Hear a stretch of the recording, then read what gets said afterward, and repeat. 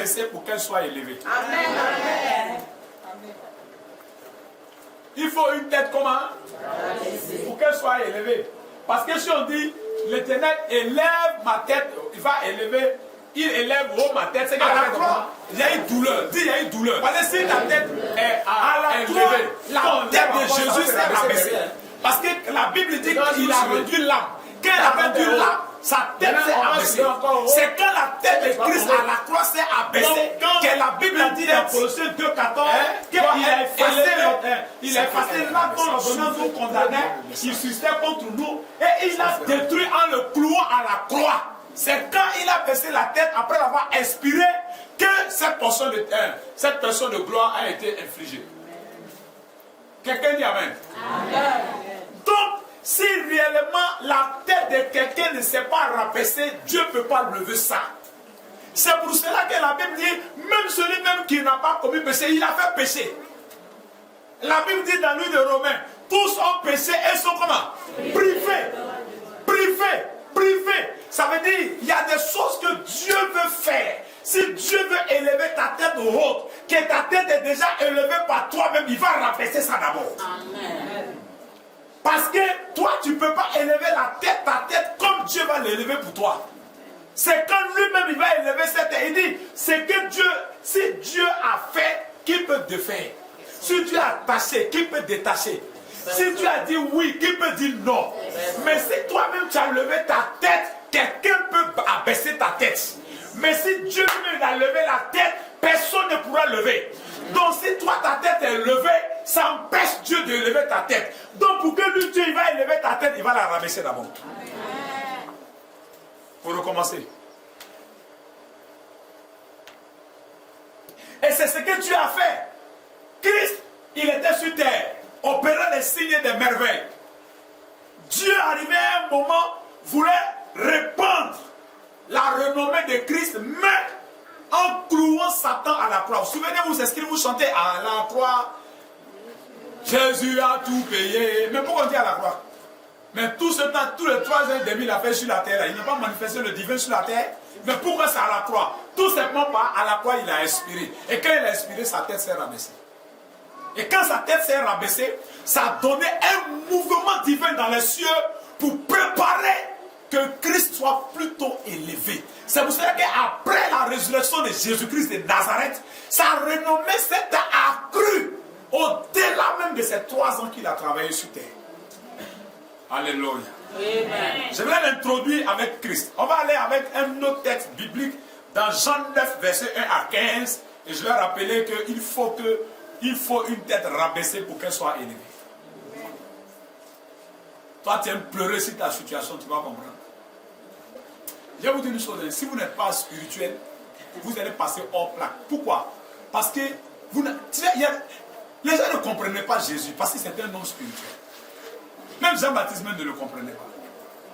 On va dire, mais l'homme de Dieu, il voit la diaconesse de là, et puis il traverse.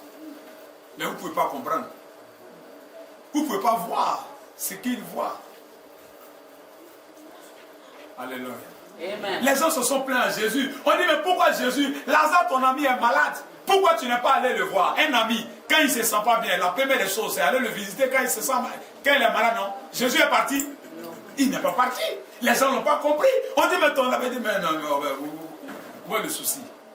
Mais Jésus voulait montrer aux parents, de Lazare, que lui, là, il est prêt au-delà de ce que son ami Lazare était. Il est prêt au-delà.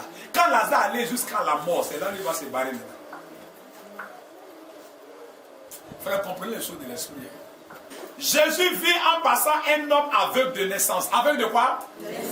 C'est une tragédie. De voir un aveugle de naissance, c'est une honte. Un aveugle de naissance, ses disciples lui disent cette question, Rabbi, qui a péché? Cet homme ou ses parents? Pour qu'il soit né aveugle, ça veut dire qu'il y a des péchés qui peuvent fermer les yeux des gens. Il y a des péchés qui sont très loin, qui ferment les yeux des gens. Mais les disciples, eux, c'est ce qu'ils avaient été enseignés. Mais ils n'avaient pas eu un autre enseignement que je vous annonce aujourd'hui. Donc, Jésus répondit, ce n'est pas que lui ou ses parents aient péché, mais c'est afin que les œuvres de Dieu soient manifestées en lui. Regardez la révélation. C'est afin que les œuvres de Dieu soient manifestées en lui. Donc ça veut dire que l'aveuglement de naissance de cet homme-là a été favorisé par un conseil de Dieu, par un conseil divin pour favoriser une gloire. Amen. Dieu a un conseil dans le livre des Actes des Apôtres. Est-ce que vous suivez ça? Donc, ça a été valorisé par le conseil. Le conseil de Dieu a accepté ça, a gardé ça, a laissé ça pour un temps qui allait venir. Il n'y a pas un autre qui vient de venir dans ma tête, mais pour ne pas me mélanger. Jésus répondit, ce n'est pas que lui ou ses parents aient péché, mais c'est afin que les œuvres de Dieu soient manifestées en lui. 4. Il faut que je fasse tandis qu'il est jour les œuvres de celui qui m'a envoyé. La nuit vient où personne ne pourra travailler. Qu'est-ce que cela signifie? Cet aveugle de naissance, quand vous lisez le passage jusqu'en bas là-bas, vous voyez que s'il n'avait pas eu cet handicap de vue, il n'allait pas rencontrer la puissance de Jésus-Christ. Dis Amen. Amen. S'il n'avait pas rencontré, s'il n'avait pas eu cet handicap de vue, il n'allait pas rencontrer Jésus-Christ. On n'allait pas savoir que cet homme-là, il a une bonne lisibilité de s'expliquer. C'est-à-dire qu'il s'explique bien. On prend son explication qu'il a dit, quand il a demandé qui allait t'imposer les mains, la manière dont il a expliqué là, c'est comme ça on prend pour enseigner les néophytes au message. C'est-à-dire que comment est-ce qu'on apprend quelqu'un à prêcher pour la première fois là? La personne doit être capable d'expliquer un fait qu'il a rencontré. C'est ce homme-là on prend comme exemple. Mais ce potentiel était caché en lui. Mais s'il n'était pas aveugle, Jésus ne venait pas à lui, on ne découvrirait pas le potentiel de cet homme-là. Donc ça veut dire quoi? Si la tête de quelqu'un, un aveugle, est-ce que sa tête est haute? Non. Un aveugle, tellement qu'il est aveugle, il pense qu'en baissant la tête, il va mieux voir. Mais il a failli que sa tête soit baissée pour qu'il rencontre Jésus qui a la tête haute. Amen. Il y a une situation, en fait, la situation que tu penses traverser là, ce n'est pas la situation qui est quelque chose. C'est ta lecture de la situation et l'espoir que tu te donnes qu'il y a quelque chose. Amen. La situation dont tu vis là, elle n'est rien. Mais c'est toi-même là, quelle lecture fais-tu de cette situation? Si tu regardes cette situation et puis tu penses que c'est une situation qui va t'amener au chaos, ce n'est pas la situation qui t'amène au chaos, mais c'est ta lecture qui t'amène au chaos. Donc aucune situation n'est venue qui est capable de nous amener à la destruction si nous-mêmes on ne l'accompagne pas. C'est toi-même qui va mener la situation à te nuire. Sinon, la situation qui est venue à toi, cette situation-là, elle est bienvenue parce que c'est elle qui va t'amener, qui va mener Dieu vers toi pour lever ta tête. Mais si toi tu regardes la situation et puis toi-même tu donnes une autre lecture à cette situation, c'est ça qui va te détruire. Amen. Alléluia. Amen. Et c'est ce que l'aveugle il a eu. L'aveugle est resté là. Il aurait dû se maudire tout le temps. Mais il est resté. Quand ses disciples étaient en train de lui dire, Jésus est en train de dire que non, cet homme il a péché, cet homme il a fait ceci, il aurait dû réagir. Ayez du respect pour moi. Ayez ceci, cela.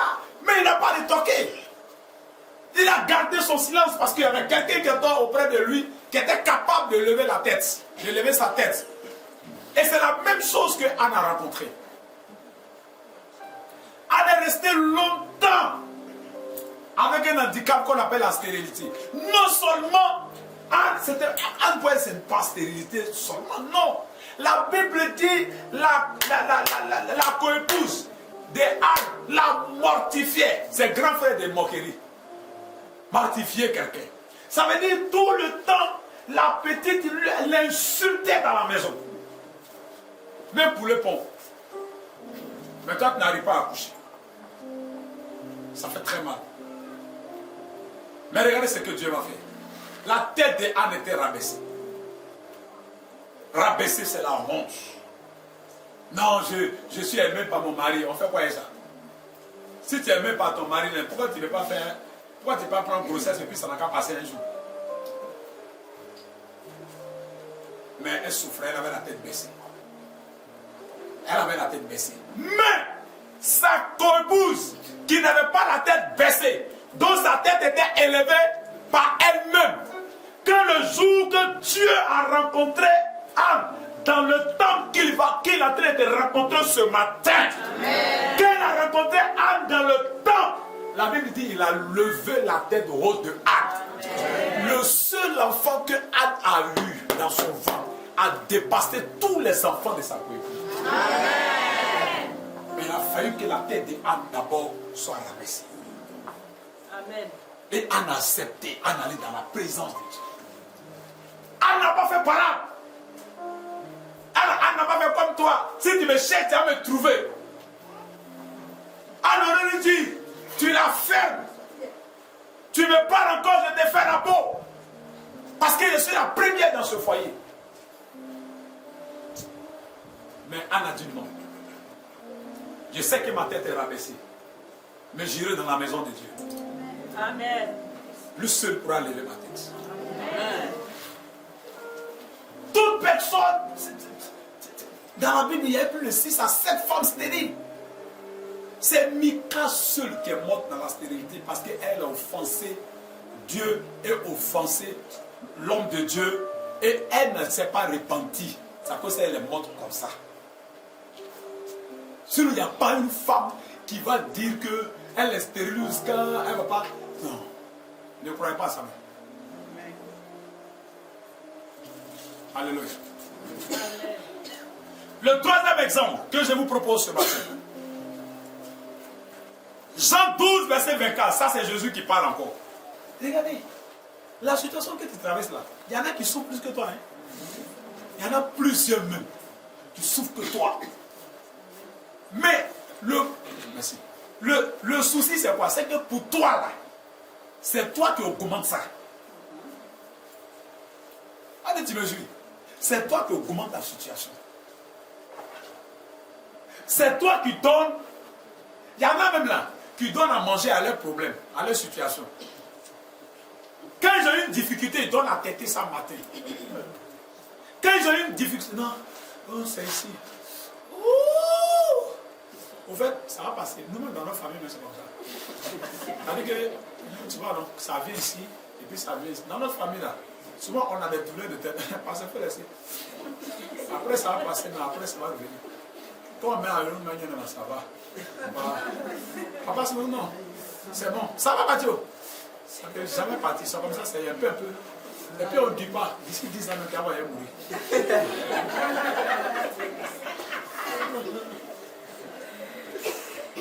J'ai dit, qui t'a dit ça? C'est pas la situation qui te dit ça. Hein? C'est toi qui fais là cette mauvaise lecture. Sinon, la situation ne t'a jamais dit. Qui t'a dit que dans votre famille, là, vous serez déshonorés jusqu'à la mort? C'est écrit où? Montre-le-moi. C'est écrit où?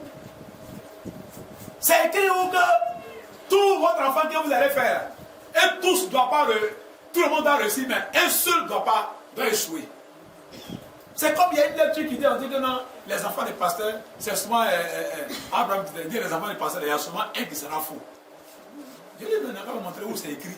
Il n'a pas montré ça. C'est faux. Et regardez, je vais vous dire une chose. Il te sera fait. Effectivement, dans la généralité, c'est ça. Dans la généralité. Mais c'est faux.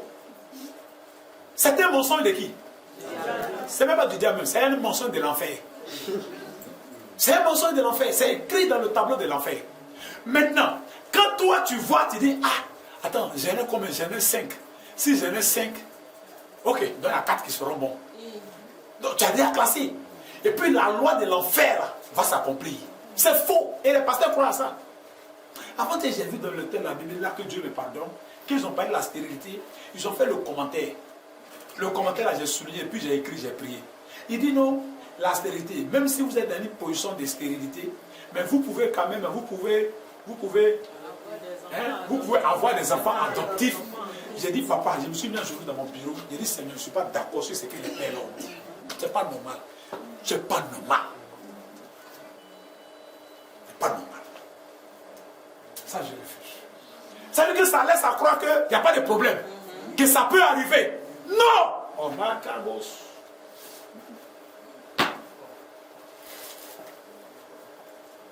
c'est faux.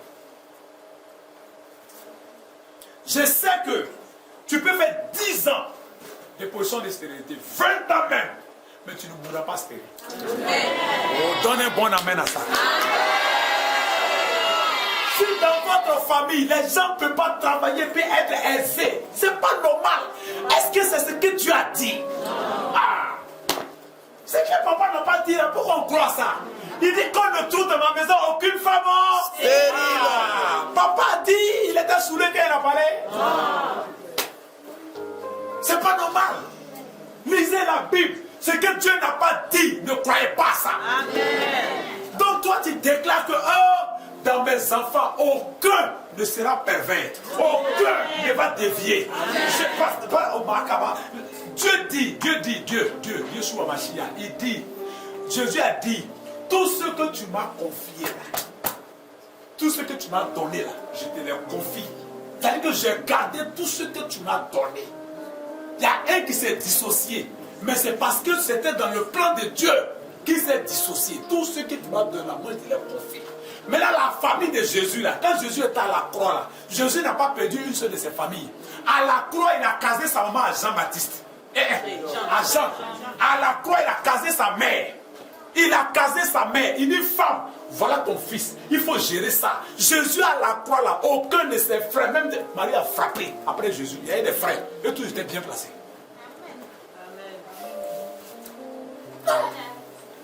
Ah non, il y a un prophète qui est mort. Ils sont venus prendre ses enfants en garantie. C'est parce qu'il n'a pas été intelligent. Ce n'est pas la portion de Dieu. On dit non. La maladie des pasteurs, c'est diabète. Oui, ça dans le conseil pastoral. Et puis on est en train de parler. Il y a un là, il prend médicament. 9 heures. Il doit boire. Il dit le jour où tu vas tomber derrière toi, là, tes enfants ne seront pas là pour te soulever. Pourquoi? Parce que le pasteur ne prend pas de l'alcool. Donc chaque fois qu'il va dans une cérémonie, on lui propose quoi à boire? La sucrerie. À tout moment, c'est la sucrerie. Il doit quand même faire plaisir à ses convives. Je comprends le français maintenant. À ses convives. Donc quand il va, on lui donne sucrerie, il boit. On lui donne sucrerie, il boit. Donc il est quand même, voilà, il faut faire plaisir aux gens. Ah, parce que prends un peu de verre. Ok, tu prends un peu, c'est fraternel. Donc comme il a l'habitude de prendre sucrerie, il va avoir la diabète. C'est faux. C'est faux.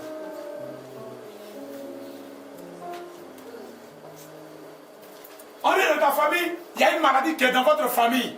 Oui, c'est pas faux. La maladie est dans votre famille. Mais est-ce que toi, là, tu es concerné? Non. Tu n'es pas concerné? Non. Ta première famille, là, c'est la famille divine. Amen. Au commencement, là, tu ne viens pas de ta famille. Tu étais avec Dieu. Dis amen à ça. Ton origine, c'est Dieu. Ton origine, c'est pas Daougro. Ton origine, c'est Dieu. Dis mon origine, c'est Dieu. C'est là-bas que je suis quitté. Il y a maladie là-bas? Non. Il y a diabète là-bas? Non. Il y a corona? Non.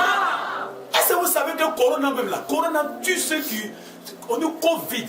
Son vrai nom, c'est pas corona. Son vrai nom, c'est Covid. D'ailleurs, c'est le corona même en retard. Covid-19, on en a 20. Donc Covid, il est vide depuis les 19. Il est en retard. Covid, là, il cherche les gens qui sont vides à l'intérieur d'eux. Pourquoi les gens sont obligés de frapper les gens dans les églises pour qu'ils se dispersent? Pourquoi Corona ne va pas les disperser? Si Corona tombe au milieu des gens des églises et puis ils ont ri. Poum, poum, poum. Oh, Corona, Corona, Corona. Et les policiers sont obligés d'aller là-bas. Et puis ils vont se confiner, non? Mais pourquoi Corona ne fait pas sortir les gens et puis c'est quoi avec ça ne fait sortir? Parce que le vide, quand il rentre, il voit Jésus assis sur le tableau de ton cœur. Il voit les 24 vieillards. Il voit l'onction de Dieu. Covid dit, je vais à l'étape supérieure. Amen. Covid ne peut pas rentrer en toi. Amen. Quand tu prends le cache-nez là, c'est à cause des autres que tu prends le cache-nez. Tu prends le cache-nez. Quand tu prends le cache-nez, tu dis cache-nez. Je t'ai pris là, pas à cause de Covid. Je t'ai pris parce que j'obéis à une autorité. Le fait de porter cache-nez là, ce n'est pas un gêne pour moi. Mais déjà, même quand un podcast, quand quelqu'un vient à côté même, il dit, Corona. Demain, là, tu sors, là, tu portes ton cache-nez. Quand tu portes ton cache-nez, tu dis, Corona, je te porte à cause de... Jésus a fait ça devant le tombeau de Lazare. Il s'est mis devant les gens. Il dit, Seigneur, c'est pas à cause de toi, hein, mais c'est à cause de ce peuple-là que moi je te prie. Donc le cache-nez là, tu le portes pour les autres, pas pour toi. Parce qu'il ne peut pas rentrer dans ton corps. Amen. Quand tu vas dans le supermarché là, tu laves ta main. Moi-même là, j'aime laver ma main régulièrement même. Donc c'est une habitude. J'aime laver ma main. À tout moment là, il cherche quelque chose pour laver ma main. Parce que j'aime laver ma main. Ça, c'est naturel, c'est resté en moi comme ça. Donc tu rentres dans le supermarché, tu laves ta main. Le vigile, il faut laver la main. Tu n'as pas besoin de dire, oh non, lave ta main. Quand tu laves ta main net, tu dis, moi, je vais à bon prix, c'est là-bas. Je n'ai pas fait de publicité, c'est là-bas que je fais mes choses. Parce que c'est là-bas. Donc, quand il vais, le petit Togolais qui est là-bas, le vigile, là, quand il fait là, la main, et puis il fait comme ça, il dit, c'est bon. Il est lavé, non? Voilà. Tu es satisfait? Il dit, c'est bon. Donc, souvent, quand il va, quand il lave ma main net, il dit, parce que tu ne m'as pas dit, ah, ok, pardon, tu es satisfait? C'est pour lui que je le fais. Ça ne me gêne pas de... Il faut faire les choses pour les gens aussi. Quand tu sors la porte, ton casse-nez, si tu vois un policier, tu le salues. Il y a voiture, hein? Ça va? Tu vois ton responsable. Voilà le casse-nez. C'est bon? Comment tu trouves mon casse-nez? C'est bon? C'est pour eux. C'est pas pour nous. Toi, ton joli nez comme ça, les anges de Dieu doivent voir ça pour souffler la vie dedans. Est-ce que ce n'est pas dans les narines que Dieu a soufflé le souffle? Mais Dieu va voir tes narines pour souffler dedans. Amen. Comment Dieu va dire tu as mes narines? Comment Dieu va voir pour souffler la vie dedans? Ou bien c'est pas là-bas, la terre, c'est pas ça. Dans tes narines, il veut souffler dedans. Pour la gloire de Dieu. Amen. Donc dans les rues, là, tu portes. Alléluia. Amen. Pourquoi dire tu ne portes pas? Si tu ne portes pas, quand tu attrape, tu vas voir. Alléluia. Où est ta situation? C'est que tu n'as pas de problème là. Moi je n'ai pas de problème, mais moi j'ai des défis. Donc, dis j'ai des défis. Il ne faut jamais dire que tu as problème. Dis je n'ai aucun problème. Mais j'ai des défis. Parce que les défis, on les surmonte. Mais les problèmes, on subit. Il n'y a pas quelqu'un sur cette terre qui va... Dieu lui-même, il a défi. Hey, Dieu. Yeshua Mashiach, il a défi. Dieu a des défis. Mais pour toi là, c'est comment? Ouattara, il a des défis. Lui-même, il a plus de défis que nous-mêmes. Tout le monde a des défis. Moi, j'ai des défis. Ton voisin a des défis. Tout le monde a des défis. Dieu lui-même, il a des défis. Il y a quoi? Et puis pour toi là, tout le monde est au courant. Non. Qui va dire ça? Il n'a pas de défis. Tout le monde a des défis. Même les enfants, ils ont des défis. Ils ont des défis. C'est parce que comme c'est des enfants, mais souvent même ils sont à la maison, quand vous voyez que les enfants sont calmes comme ça, c'est qu'ils ont commis des gaffes. Ça c'est un défi, voyez, papa arrive. C'est un défi à surmonter. Maman arrive. L'enfant a un défi. Il n'y a pas quelqu'un sur cette terre qui n'a pas de défi. Mais quelle lecture fais-tu du défi qui est devant toi? Amen. Quelle lecture fais-tu? Si c'est un défi de travail, il faut te dire que du moment où ma tête est rabaissée par le chômage, c'est qu'il y a un travail que Dieu soit en train de préparer pour moi. Alléluia. Je vous rends un dernier témoignage. Il y a une dame qui est avec ses pieds machin. On était encore nouveau converti à Korogo. Elle était paralytique. Sœur en Christ, elle prie, elle parle la langue. Elle est dans le groupe d'intercession. Aminata. Elle prie sérieusement. Elle est remplie du Saint-Esprit pour la gloire de Dieu. Un jour, elle priait. Dieu a pris son amour là pour mettre dans le cœur d'un frère. Il s'appelait Jumeau. Et puis le frère allait vers le pasteur et dit, ils vont se marier. Le pasteur lui a demandé s'il a bien prié parce que la soeur est paralytique. Vrai paralytique, elle va boire. Vous comprenez ça? Vous comprenez? Donc, elle partait comme ça, et puis, nous on était encore à la jeunesse. On allait rencontrer le pasteur, on ne connaît pas la Bible. On dit, ah papa, mais pourquoi? Tante Dieu, vous ne connaissez rien dans ça là. Et nous on a la jeunesse, les deux viennent à la jeunesse, pourquoi tant? On a vu que le pasteur était à cause de son handicap. Donc on a monté la gamme un peu haute. On a monté la gamme. On dit que non, voilà. Donc les autorités sont venues, ils ont dit que, ah, mais pasteur, c'est une soeur en Christ. Elle est tant, mais qu'est-ce qui l'empêche? Point, jumeaux vont se marier. Le pasteur a dit à jumeaux dans son bureau, c'est là, tu as beaucoup de jeunes filles. Et en temps à l'église de Korogo, Soba, les jeunes filles là, quand tu regardes, tu tombes et puis tu te lèves. Il dit, elles sont lumineuses comme ça, clair. Tu n'as même pas besoin d'allumer le courant. Propre pour la gloire de Dieu. Donc, quand tu souris, même tu as dit qu'elle travaille où on fabrique le Colgate.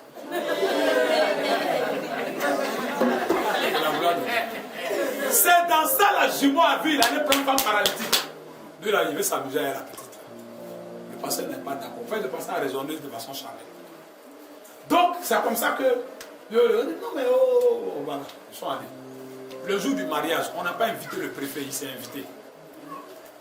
Il a donné voiture là. Il a donné ça. Le maire s'est invité parce qu'ils ont appris. Il veut venir voir. Ils ont donné voiture. Parce que le pasteur pensait que c'était une honte de l'église de celle. Oh, c'est une joie. Je vous l'assure, l'église est grande. Hein? Elle est un peu plus grande que celle-là. Hein? Elle est un peu plus grande que celle-là. Elle peut faire au moins 20 mètres comme ça. Donc, la femme là, elle a, en bas là, elle a commencé à ramper de ses fesses. Et puis on a attrapé robe de mariage. Et puis elle rampe jusqu'à en venir. Et puis on acclame. C'est nous, on dit, aïe, c'est moi qui étais responsable. Il faut le voir, il y a plein de combats. Non, t'es fini. Parce qu'on a réussi notre combat. Donc elle est venue faire chose. Et c'est quand elle est venue au moment où j'étais en train de préparer les gâteaux là. C'est là le préfet en train de venir, sa roulette, le maître. Elle a 3 roulettes. La gloire de Dieu. Elle a l'argent. C'est pas ça que le problème. Ça c'est petit. Ça c'est charnel. L'argent, tout ça, on laisse. Écoutez. Donc elle s'en va. Maintenant le gars, quand ils sont mariés, nous on lui a dit le même jour, il n'a qu'à frapper. Sérieusement. Donc, quand ils sont allés, il a frappé. 9 mois, dis avec moi 9 mois. 9 mois. 9 mois, la femme va l'accoucher pour la gloire de Dieu. Elle s'en va pour aller accoucher en poussant, en criant. Le Seigneur va redresser ses 2 pieds. Non. J'ai dit, mon jeune âge, j'ai tellement vu des choses. Non, ça doit me traumatiser. Le Seigneur a redressé. Non. Franchement, hein, permettez-moi le mot, Dieu fait peur. Parfois, la crainte, là, ça se remplace en peur. On a vu. On n'a pas vu là-bas la sage-femme, mais on est parti la rendre visite à l'hôpital. Les puissants. Il a dit, médecin. Quoi. Tout corrobore en obéissant. Écoutez-moi bien, n'oubliez pas mon sous-thème. Il faut une tête rabaissée pour qu'elle soit élevée. Paralytique, là, c'est une tête rabaissée. Le Seigneur a poussé ça. Et elle a pu se tenir sur ses pieds. Comme ça. Aujourd'hui, il ne vit plus en Côte d'Ivoire. Simplement parce que le Seigneur a fait ce pied-là comme ça. Le monde entier veut entendre cette nouvelle, ce témoignage et voir la dame. Le gars là, sa vie a changé. La femme, la vie a changé. Aujourd'hui, ils vivent dans des pays, ils vivent en Europe. C'est de témoignage en témoignage, Dieu a ouvert des grandes portes. Mais celle-là, elle aurait dû se lamenter sur sa situation de mortel là. Vous comprenez? Mais dans ça là, au moment où les gens sont là, elles sont ici. Elles sont comme ça. Et puis il faut la voir même. Elle est en retard, comme ça. Et puis elle vient. Il faut la voir en train de prier. C'est pas une honte. C'était toi là. J'ai honte. Mais comme le Seigneur a vu en moi, je vais apprécier ici que la grâce là, Dieu regarde le cœur. Dieu a regardé son cœur. Elle ne s'intéresse pas à ses membres qui étaient affaiblis. Et puis, elle ne regardait pas ça. Elle regardait l'amour de Dieu dans son cœur. Elle adorait son Dieu. Sans y penser à quoi que ce soit, Dieu a pris son amour pour déposer dans le cœur de quelqu'un. Et elle ne sait même pas. Et puis quand elle a commencé à monter dans sa voiture pour venir, c'est son gars là qui poussait la voiture pour venir avec elle. Jusqu'à ce qu'un jour elle tombe enceinte. Aucun de ses enfants ne sont paralytiques. Et elle s'est levée bien portante. Et aujourd'hui, ce que les gens qui avaient les pieds portants avaient, elle les a tous dépassés. C'est quelle situation tu traverses aujourd'hui? qui a rabaissé ta tête. Est-ce qu'une maladie qu'on appelle... Est-ce que vous savez qu'il y a des gens là, maladie est venue dans leur corps, ça les a donné vie de prière. Donc maladie était bienvenue. Oui, il y a certaines maladies qui t'ont donné vie de prière.